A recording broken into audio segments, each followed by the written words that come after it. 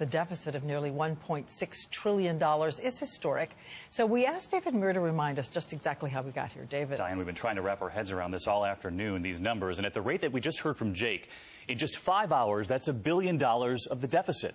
And when we start tossing around $1 billion, it's a huge number. Just think, 1 billion hours ago, we were in the Stone Age. But we're talking about spending here, and the numbers are dizzying. So many people are asking, just how did we get here?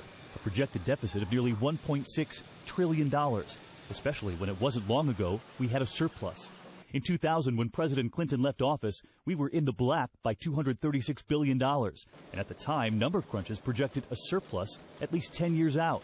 But just 2 years later, we were in the red by nearly $158 billion. 9/11 paralyzing the economy, and President Bush enacting his first round of tax cuts. By 2004, the deficit had more than doubled to nearly $413 billion. The U.S. had invaded Iraq and another round of tax cuts and expanded Medicare. And by the end of 2008, as the deficit approached $458 billion, a banking system near collapse, President Bush signs the $700 billion bank bailout. And then President Obama and the $787 billion economic recovery plan, bringing us to $1.4 trillion in debt and counting. What started out as a trickle in 2008 turned into quite a flood in 2009. Neither party can wash their hands of responsibility. The current administration has adopted a lot of those same policies. So frankly, I don't think you can point partisan fingers. In fact, to put this deficit in perspective, it's the largest since World War II. And you've heard all those warnings about future generations paying the price. Bixby says it's not just rhetoric. Future generations are in a world of hurt because we're running up this debt. We're going to have to pay interest. The younger generation paying the interest just as their parents, boomers, start relying on Social Security. But is there any magic bullet? Jobs, everyone agrees, would help, more tax revenue and more consumer spending. But those jobs aren't here yet.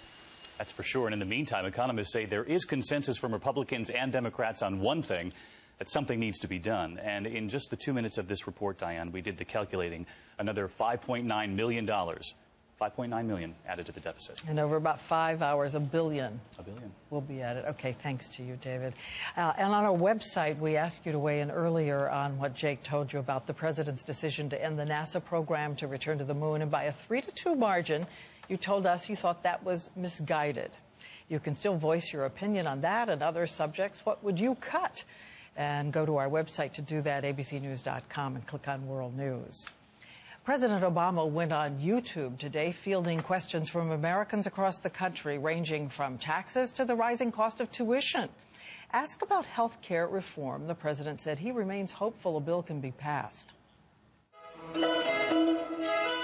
Mr. Marcus writes, Mr. President, the 40 million people who have no insurance can't wait. Will they be able to get insurance this year? We have this enormous opportunity. But the way the rules work in the United States Senate, you've got to have 60 votes for everything. After the special election in Massachusetts, we now only have 59.